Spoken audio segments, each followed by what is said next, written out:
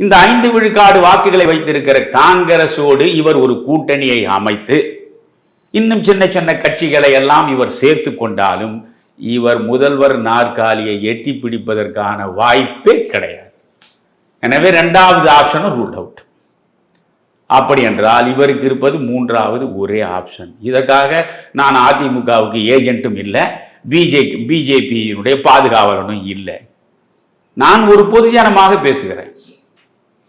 இப்பொழுது 3வது ஆப்ஷன் அவருக்கு என்ன?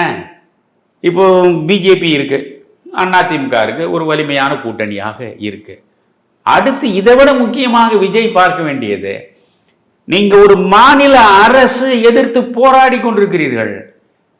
நீங்க இந்த பிஜேபி அதிமுகவோட கூட்டணி வைத்தால் மத்திய அரசு உங்கள் முதுகுக்கு பின்னாலே நிற்கும். புரிகிறதா? நீங்கள் ஒரு மாநில அரசின் சவால்களை எதிர்நோக்குகிற பொழுது மத்திய அரசை உங்கள் பின்னால் நிற்கக்கூடிய வாய்ப்பு தானாகவே வருகிறது.